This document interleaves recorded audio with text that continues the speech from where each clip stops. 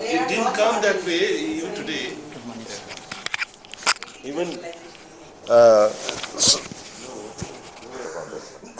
why students are sitting here or not? No, they're sitting. Sit down. Yeah. Take some chairs. Take some chairs from there.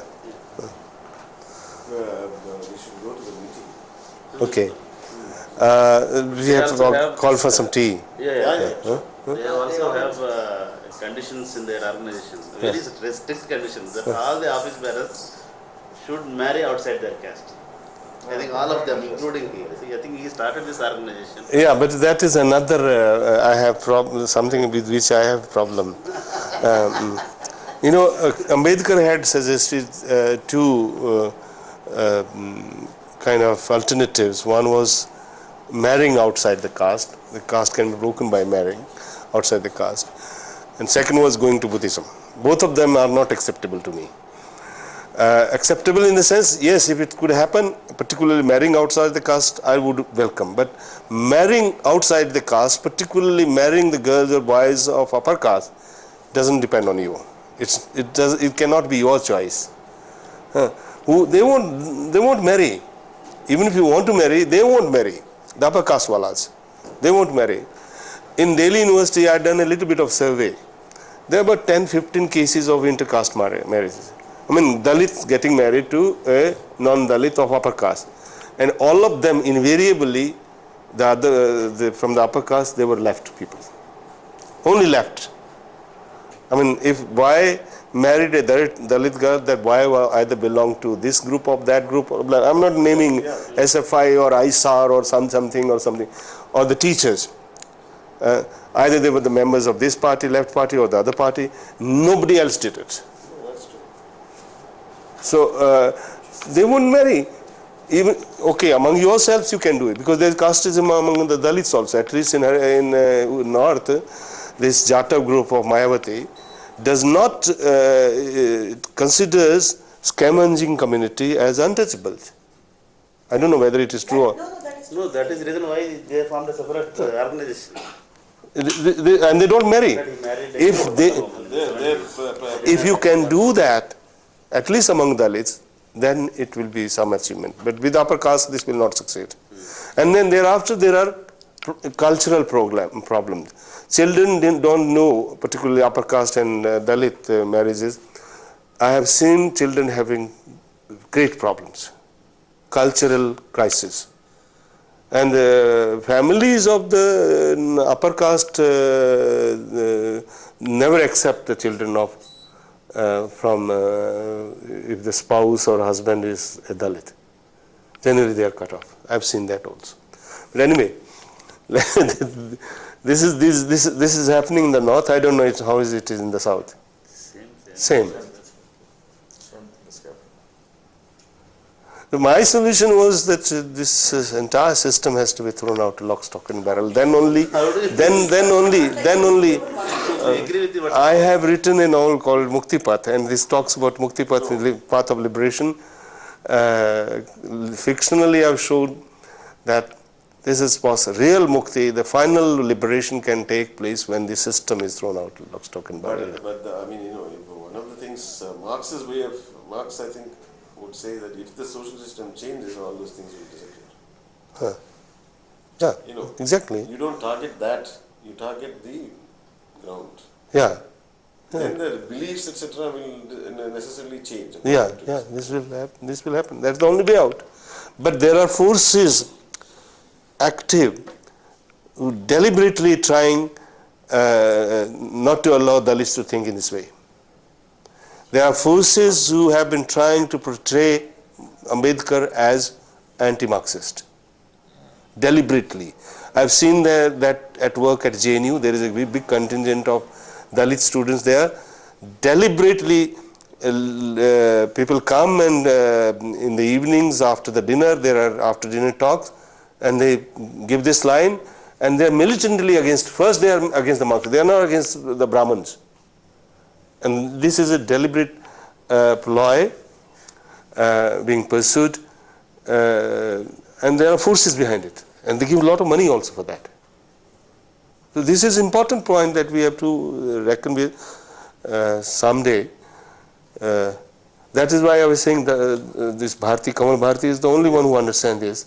Even our Valmiki, the Dalit writers in the north, in Hindi, we are having a conference towards the end of March, and we are trying to invite some Dalit writers and poets also, so that it becomes part of, they can rub shoulders with high. I'm not taking it personally. No, high profile intellectuals and high find. And why fight intellectuals? Okay, what are we doing? Why have we closed this? Huh? Audio problem.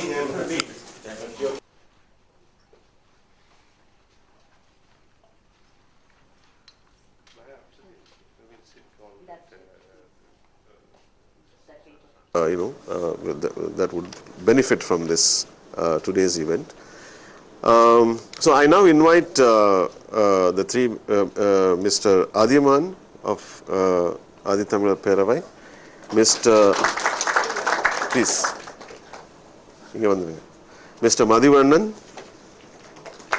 and Mr. Ramajayam to the. Yes. I've had an occasion to read a few things related to the Adi Tamil Peravai and Mr. Adiman's writings, especially, and his speeches which have been published.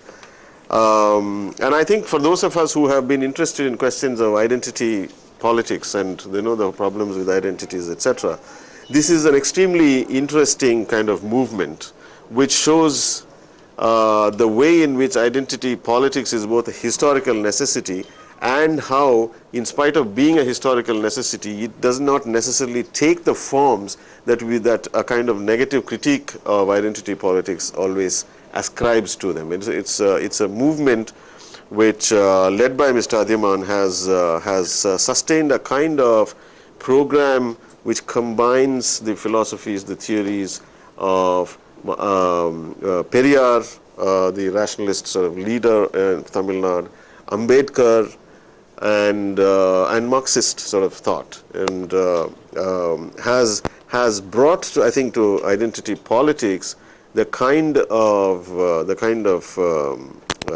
new sort of profile which is probably not everywhere prevalent. And they have sort of, I think, in terms of publications, in terms of movement activities, activism in Tamil Nadu political situation, both within the larger domain of Tamil Nadu politics as well as within the realm of Dalit politics, have made extremely important interventions, and both in writing and in terms of their campaigning, etc. So we are very privileged to have these three speakers today with us. We will begin the program with the introductory sort of lecture by Mr. Ramajayam, who will be introduced now by Reju George Matthew.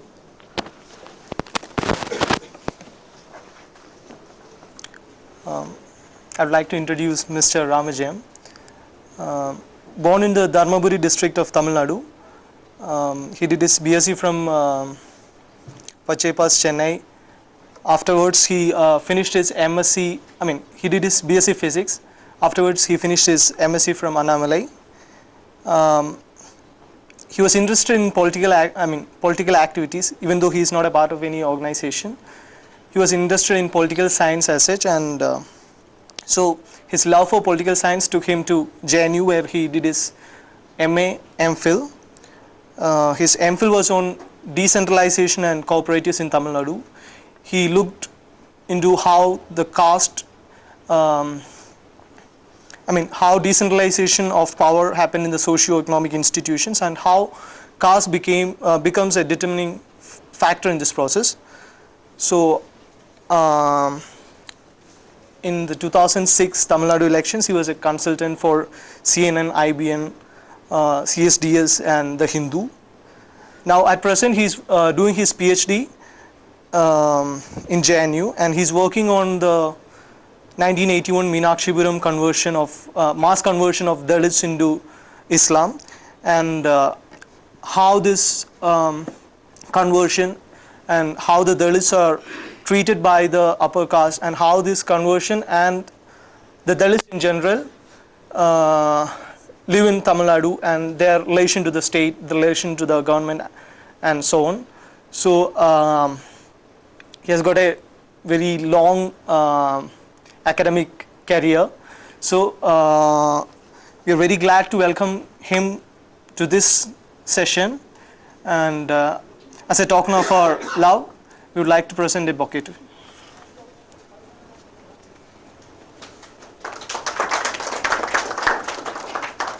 We welcome Mr. Ramjim for his talk. Thanks.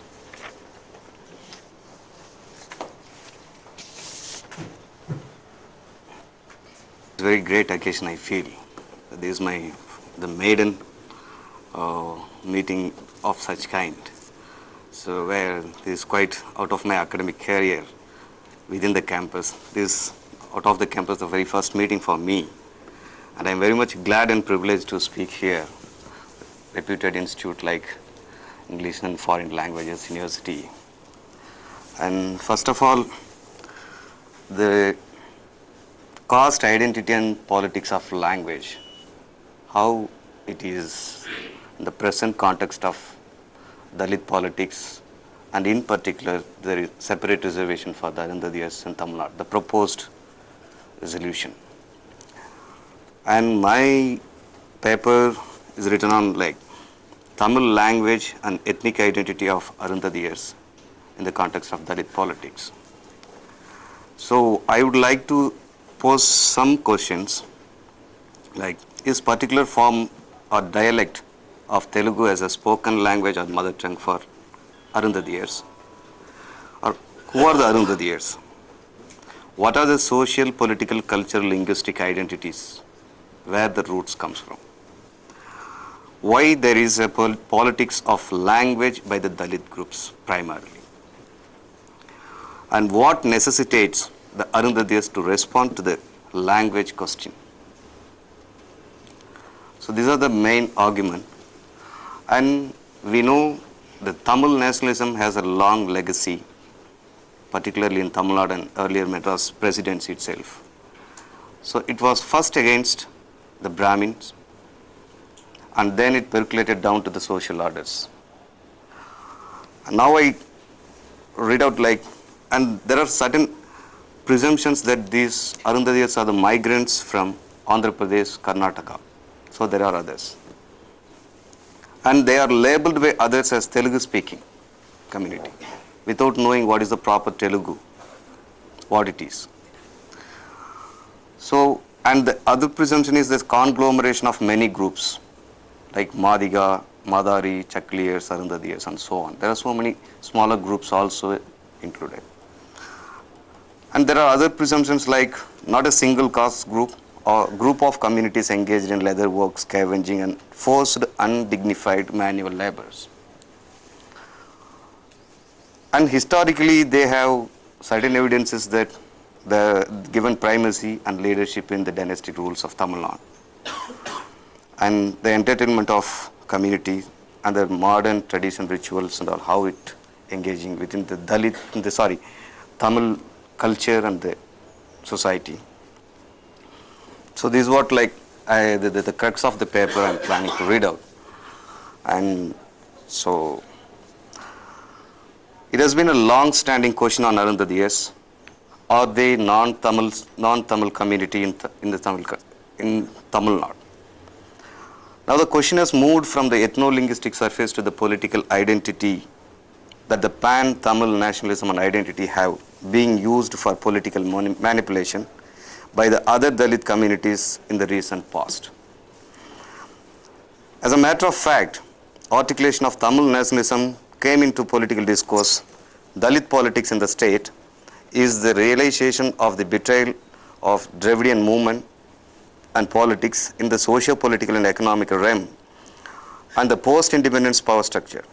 The realization forced to articulate the independent identity and politics, which are A, caste identity, and B, language identity. In Tamil Nadu, or in the past, Madras presidency has had witnessed identity politics. It has also witnessed several claims of Tamil identity simultaneously denying and discriminate others on language, basically invoking the same history or myths to cater those claims and in which binaries have been created. This binary politics of Tamil nationalism emerged out of controlling the ownership of the Tamil language, pride, culture, tradition, and so on. The history of politics of language started with assimilating the Tamil-speaking social groups. It had begun with Brahmins and non-Brahmins binary that raised the Brahmins' racial question.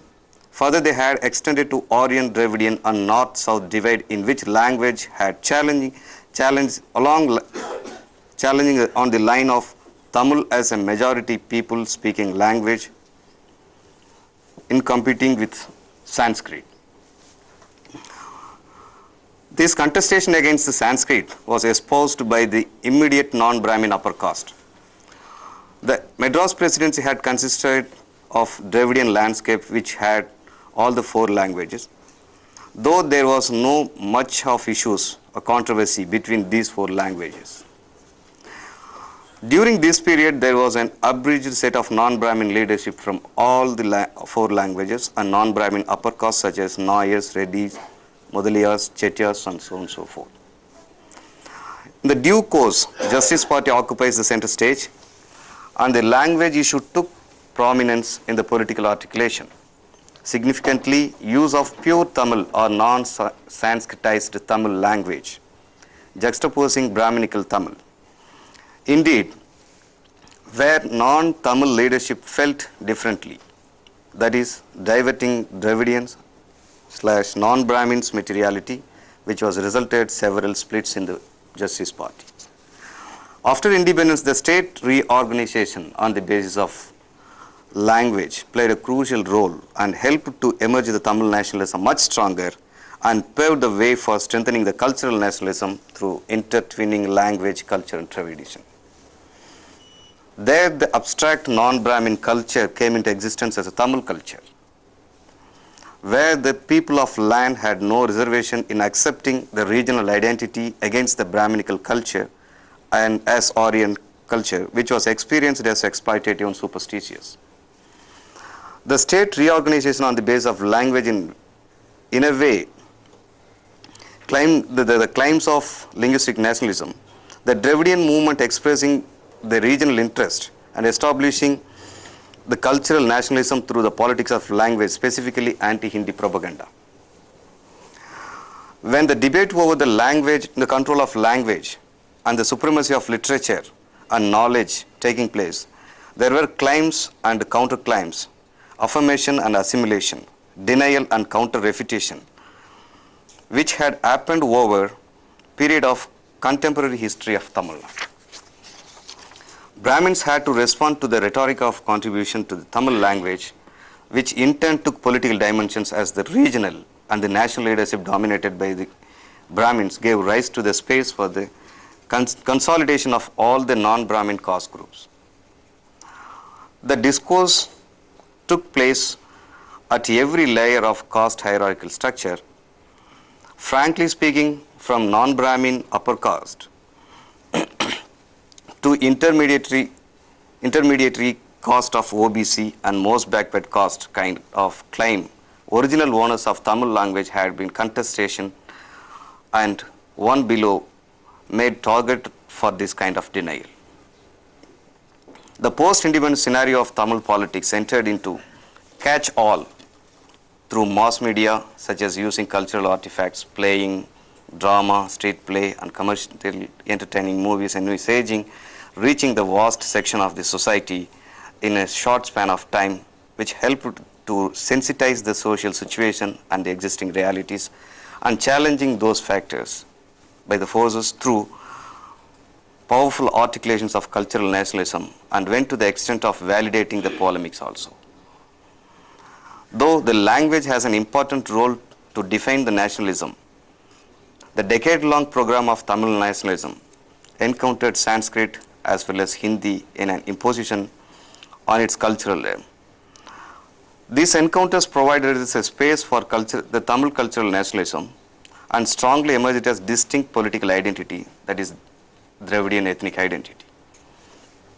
The iconization in Tamil identity politics has been an important factor for representative politics, which brought the consciousness of the various dominant and subordinate communities forming a social alliance against the self and others.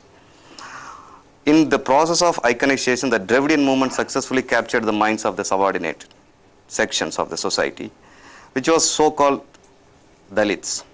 The class contradictions and the caste dominance of Brahminism was a major theme, without touching the proximity and the difference between the internal caste system operating within the non-Brahmin fold. No iconic personality was represented in Dravidian movement with Periyar. Even people like L.C. Guruswamy and Jagannadham were among the forefront runners in the effective days of Dravidian movement. Both of them belong to Arunthathiyar community. When others were given the prominent or the due representation in the leadership, so these two personalities were just snubbed out. And this is the vantage point of argument by the others. Because the community is also identified by the leadership in struggle, which gives political leverage in the share of power. The latter part of Dravidian movement submerged into the film industry, which has been a source of emanating the rhetoric about politics, culture and tradition. The caste prides and the power relations of dominants and the subordinates started appearing on the silver screen was an open challenge to the core ideology of establishing casteless society of the Dravidian movement. There, the electoral politics and the social equations and the mass-based representation started changing the dynamics of the non-Brahmin identity politics, with pacifying the existing social realities.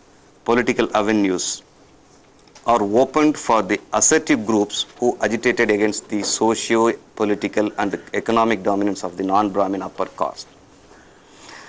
Early 1980s, the beginning of the era of assertion politics of the masses from below in the socio-economic ladder of the Tamil Nadu, where the ruling Dravidian parties alternatively had engaged in negotiation with disadvantaged, discriminated social groups whose votes are vital in the electoral politics, pushing the social reforms down and taking the populist policies as a tool to appease the discriminated social groups, understanding their social needs at the minimum level. This was the highest possible measure of the Dravidian parties to empower the Dalits. The powerful and violent emergence of the intermediate caste groups in the non-Brahmin social ladder made the Dalits to realize their rights and dignity. The political representation and the importance given to these intermediate caste groups threatened the democratic political system that claimed over the Tamil identity, and rediscovering our newly found caste icons emerged as a factor for caste formation and consolidation. The portrayed history of certain icons challenged both the dominants and the subordinates. Of course, there might be a resisting force against the dominance of the intermediate caste. There were plethora of caste conflicts and violences unleashed against the Dalits gave rise to another shift in Tamil identity politics. Each social and caste group found a political platform to mobilize its own community to counter the hegemony of the intermediate caste groups. The caste polarization in the electoral politics redefined the political discourse, where the accumulated mass and the geographical factors played a major role in deciding the representation of the caste groups.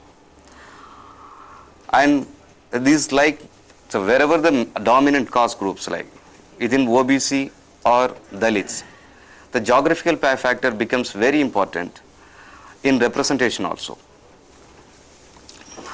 And later, after 90s, the emergence of new caste-based political parties how they are addressing the Tamil nationalism.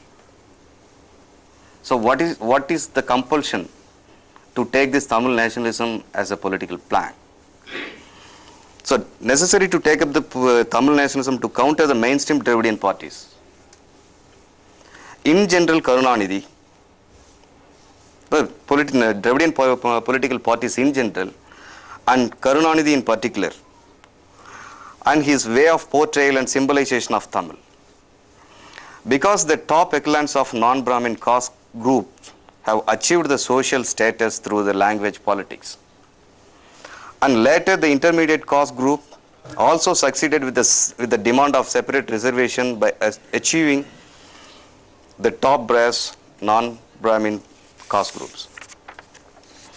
The Tamil nationalism has lost its content of fierce argument of olden days, where newly started political parties identifying themselves with Indian nationalism, where the Tamil nationalism of beginning days questioned the concept of the construction of the Indian nationalism in quote.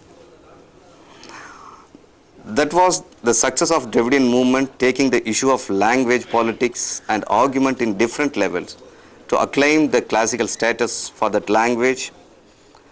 For that, they had engaged in certain polemic and provocative debates to dismiss the Brahminical Tamil language through cultural nationalism. The point here is that the Brahmins are not bothered about the language politics. But for the cultural nationalism mobilization based on the caste lines, the binary politics, particularly against their control over superstitious exploitative method of maintaining the social order, being a minuscule minority as the power elites and the service of the colonial power. Now the Tamil nationalism has reached finally to the Dalit groups to claim supremacy over the language and the land. The unique concept of Dalit defines the people, those who are vindicated or discriminated by all the social forces are called as Dalits. But now there is a language question in Tamil Nadu. So far, it never had any regional, linguistic and ethnic character. But the Tamil politics have identified newly the language as a weapon to disarm the most oppressed groups of Tamil community in anxious to retain the monopoly and materiality over the profound mechanism of the distributive social justice. Now the Arunthathiyars are calling for the shots, and this is the only last straw left out for them.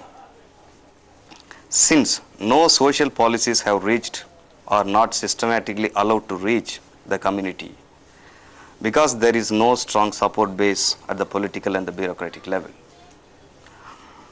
it feels that it has to stand up for its rights and due representation in the politics and socio-economic development.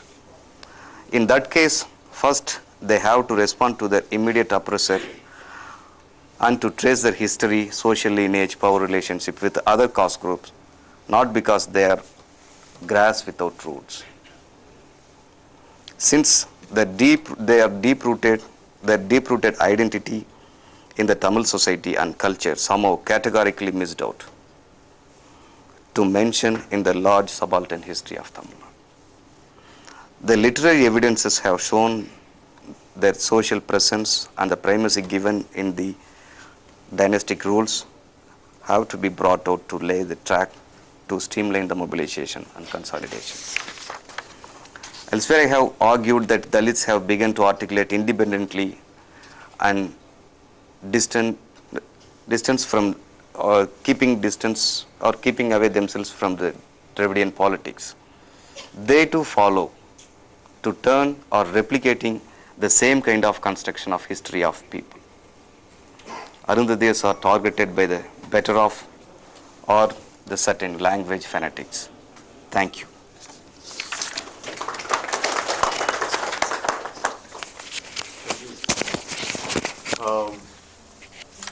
I invite Parthasarathy to introduce the next speaker.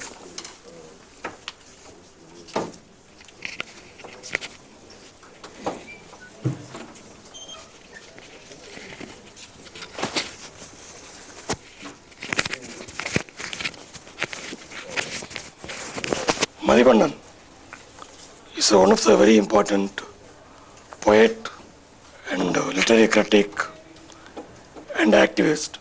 His original name is Mohandas. Mathivannan found his love for poetry during his childhood in a peculiar situation where there is a shift taken place in his schooling. Initially he was in the regional medium school, then he was sent to English medium school. In the new environment, he faced so many socio-cultural difficulties where he found poetry as an interesting way of expressing his problems. That's how he started his career as a poet.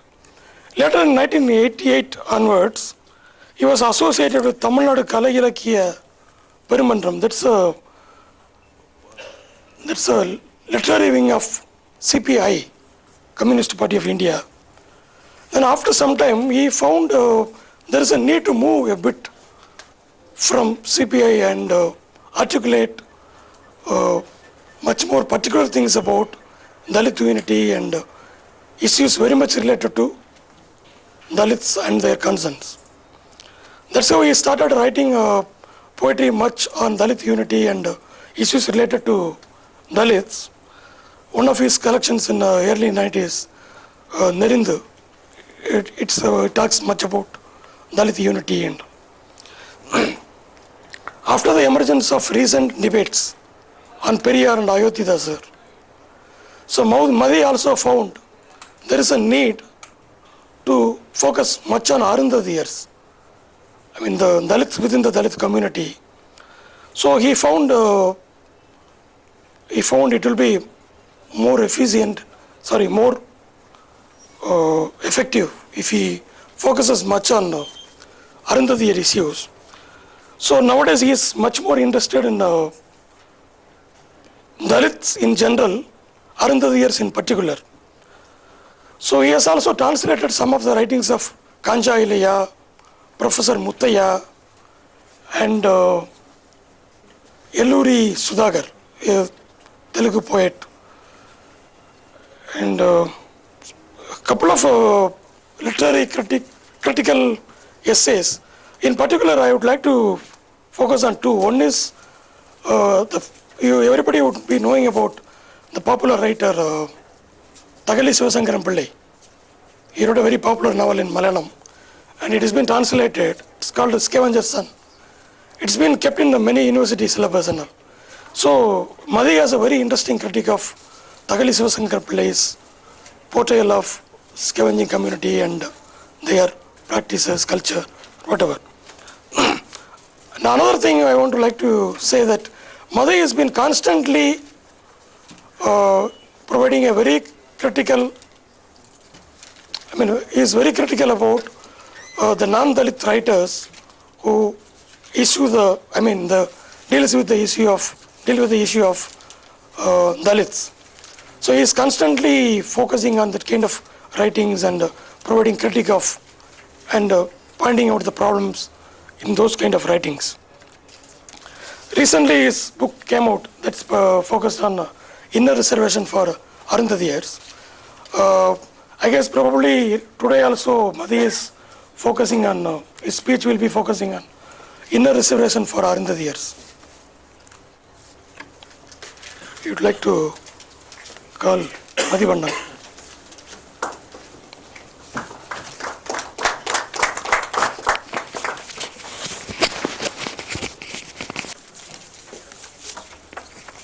கடவுளின் குழந்தைன்னு சொன்னா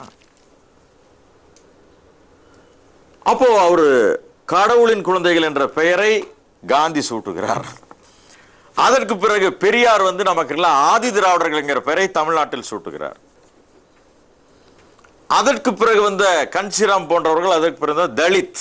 அப்படி தலித் என்றால் not only SC, not only scheduled caste, அதில் Muslims, Christians எல்லாருமே கலந்த ஒரு ஒடுக்கப்பட்ட மக்கள் என்கிற பெயரை சுட்டுகிற பெயர் தான் தலித்.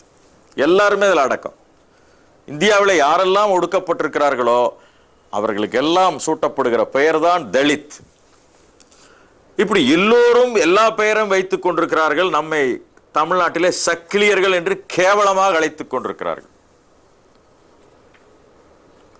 அப்பொழுது நான் யோசனை செய்தேன், ஏன் நாமே நமக்கு ஒரு பெயர் சூட்டி நம்முடைய அமைப்புக்கும் ஒரு பெயர் சூட்டக்கூடாது? அது மொழியையும் வெளிப்படுத்த வேண்டும், நாட்டையும் வெளிப்படுத்த வேண்டும், நாம் யார் என்பதையும் வெளிப்படுத்த வேண்டும். ஆதி தமிழர் என்று சொன்னாலே எல்லாமே அதில் அடக்கமாகிறது. அதில் தமிழர்கள் என்று அடிப்படை வருகிறது, தமிழ் நாட்டைச் சேர்ந்தவர்கள் என்று வருகிறது, தமிழ் பேசுபவர்கள் என்று வருகிறது. எல்லாமே ஒரே வார்த்தையில் அடக்கமாகிறது.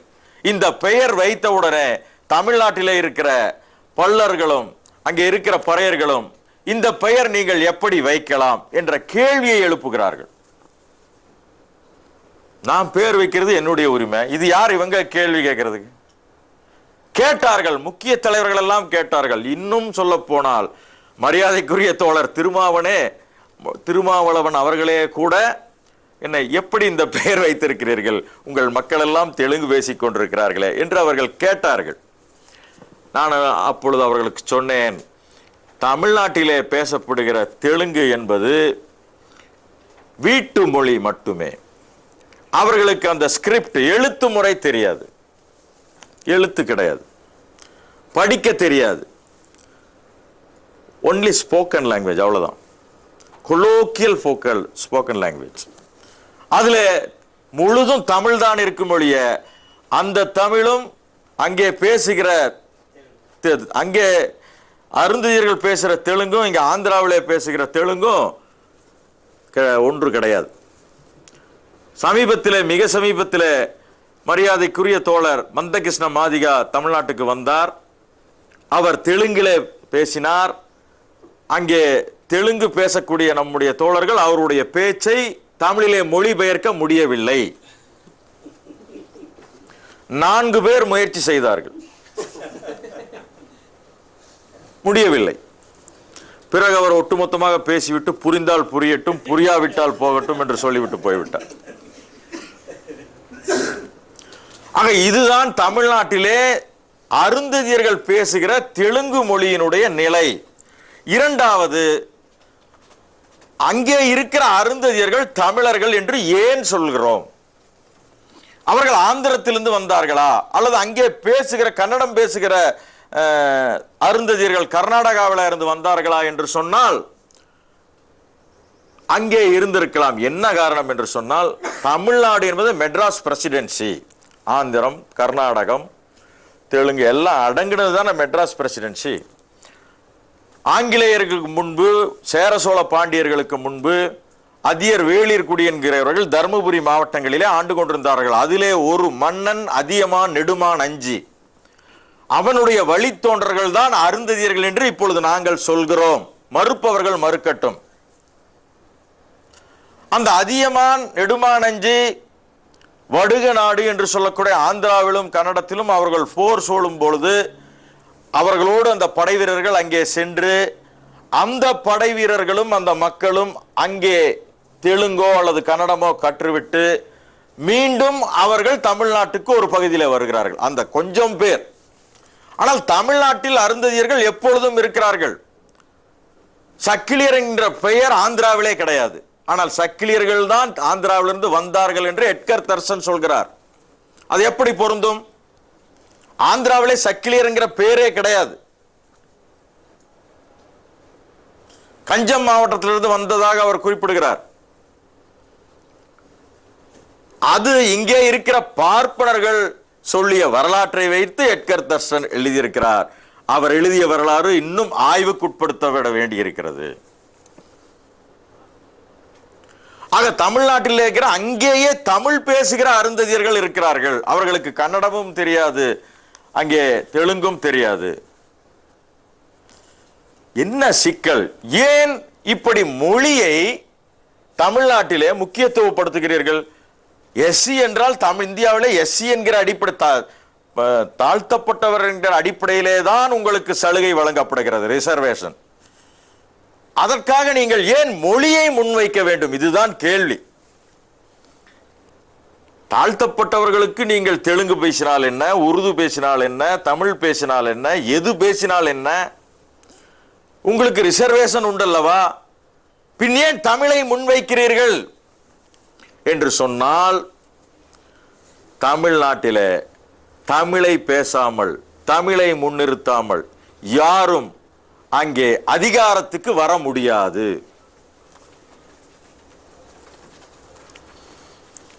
ஏன் என்று சொன்னால், திராவிட முன்னேற்ற கழகம் 67 ஆட்சி அங்கே அமைத்தது எப்படி என்று சொன்னால், இந்தி மொழியை எதிர்த்து ஒரு போராட்டம் நடத்தி அதன் காரணமாகத்தான் ஆட்சியை பிடித்தார்கள்.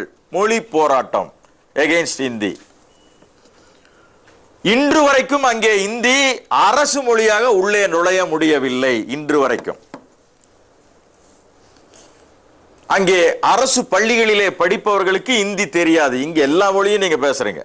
ஆந்திராவில் எல்லாம் ஆங்கிலம் பேசுகிறீர்கள், உருது பேசுகிறீர்கள், இந்தி பேசுகிறீர்கள், தெலுங்கு பேசுகிறீர்கள். ஏறத்தாழ 5-6 மொழி நீங்கள் தெரிந்து வைத்திருக்கிறீர்கள். என்னை போன்றவர்கள் அங்கே சாதாரண அரசு பள்ளியிலே படித்த நான் தமிழ் மட்டும்தான் பேச முடியும்.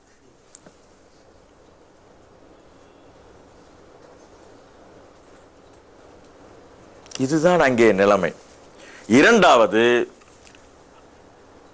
தமிழ் தேசியம் என்கிற, தமிழ் நேஷனாலிட்டி என்கிற கான்செப்ட் அங்கே ஏறத்தாழ எல்லா தலித் இயக்கங்களும் பேசிக் கொண்டிருக்கிறார்கள். திருமா பேசுகிறார், கிருஷ்ணசாமியும் பேசியது உண்டு, இப்பொழுது அவர் பேசுவதில்லை. இன்னும் மற்ற எல்லாரும் பேசிக் கொண்டிருக்கிறார்கள். சந்திரபோஸ் என்கிற ஒரு அமைப்பு இருக்கிறது, இமானுவேல் சேகரன், அவர் தமிழ் தேசியம் பேசுகிறார். தமிழக மனித உரிமை இயக்கம் என்ற அரங்க குணசேகரன் ஒருத்தர் வச்சிருக்கிறார், அவர் பறையர் சமுதாயத்தை சேர்ந்தவர், தமிழ் தேசியம் பேசுகிறார். ஏறத்தாழ எல்லாருமே தமிழ் நேஷனாலிட்டி, தலித் மூவ்மெண்ட் அத்தனையும் தமிழ் நேஷனாலிட்டி அங்கே பேசிக் கொண்டிருக்கிறது. லாங்குவேஜ் அந்த கிரிட்டிஷம் அங்கே இருக்கிறது. அதை பேசாமல் நீங்க அங்கே ஒன்றுமே செய்ய முடியாது. இரண்டாவது, ஒரு கருத்தை பரப்பி விடுகிறார்கள். குணா என்கிற அந்த கர்நாடகாவில் இருக்கிற அவர் ஒரு தலித். அவர் தமிழ் பியூரிட்டன்ஸ் அப்படிங்கிற ஒரு சப்ஜெக்டை வைக்கிறார். தமிழ்நாட்டில் 40% தெலுங்கு பேசுகிறவர்கள் ஆக்கிரமிப்பு செய்து கொண்டிருக்கிறார்கள். தமிழர்கள் கையில் இல்லை. தமிழ்நாடு தமிழர்கள் கையில் இல்லை, தெலுங்கு பேசுபவர்கள் கையில் இருக்கிறது. இதை முறியடிக்க வேண்டும் என்கின்ற கருத்து அங்கே உருவாக்கப்பட்டிருக்கிறது. அப்படி உருவாக்கப்பட்ட அந்த கருத்தில் அருந்ததியர்கள் அடக்கம் அந்த தெலுங்கு பேசுகிற அந்த பட்டியல். அவர்கள் என்ன சொல்கிறார்கள்? You are all linguistic minority. அப்படின்னா என்ன? ரிசர்வேஷன்ல தமிழ்நாடு அரசு 1% தான் தர முடியும் 40 லட்சம் பேருக்கு. only 1% reserved for linguistic minorities. அப்போ நான் தமிழ் இல்லை என்று தெலுங்கன் என்றோ கன்னடன் என்றோ நான் சொல்ல முடியுமா? தமிழ்நாட்டில் சொல்ல முடியாது. ஆக ஆதித்தமிழர் பேரவை என்கின்ற சொல் அத்துணை பேருக்கும் அதிர்ச்சியாக இருந்தது. மற்ற தலித் மூவ்மெண்ட்டில் இருக்கிற தமிழ் பேசுகிற பல்லர்களும் பறையர்களும் தெலுங்கு பேசுகிற அருந்ததியர்கள் எப்படி தங்களை ஆதித்தமிழர் என்று சொல்லலாம் என்ற கேள்வியை எழுப்பினார்கள். எழுப்பாதவர்கள் யாருமே இல்லை. நாங்கள் அதற்கெல்லாம் பதில் சொல்லி இன்றைக்கு ஏறத்தாழ 10 ஆண்டுகளுக்கு மேலாக தமிழ்நாட்டிலே இளைஞர்கள் எல்லாத்தையும் இப்போ ஓரளவு ஒருங்கிணைத்து 17 மாவட்டங்களிலே ஆதித்தமிழர் பேரவை இன்றைக்கு செயல்பட்டு கொண்டிருக்கிறது. ஆதித்தமிழர் பேரவை ஆரம்பத்திலே வைத்த கருத்துக்கள் என்னவென்றால், கார்ல் மார்க்ஸ், புரட்சியாளர் அம்பேத்கர், தந்தை பெரியார், இந்த 3 பேருடைய பிலாசபி தான் ஆதித்தமிழர் பேரவையினுடைய பிலாசபி. அருந்ததியர் மக்கள் தினம் சோற்றுக்கே வழி இல்லாமல் அடிமட்டத்தில் இருக்கிற இந்த மக்கள் கார்ல் மார்க்ஸை பற்றி நினைப்பார்களா? பெரியாரை பற்றி ஏற்றுக்கொள்வார்களா? அம்பேத்கரை புரிந்து கொள்வார்களா என்ற கேள்வி எழுகிறது. நானும் அப்படித்தான் நினைத்தேன். நிச்சயமாக மக்கள் இதை ஏற்றுக்கொள்ள மாட்டார்கள், நிராகரித்து விடுவார்கள் என்று நினைத்தேன். ஆனால் சளைக்காமல் தொடர்ந்து 10 ஆண்டுகளாக ஒவ்வொரு கிராமமாக சென்று பேசிக்கொண்டே இருந்தோம். கருத்தரங்கம், பயிற்சி பட்டறை, பொதுக்கூட்டங்கள், வீதி கூட்டங்கள், துண்டறிக்கைகள், துண்டு பிரசுரங்கள் அத்தனையும் கொடுத்தோம்.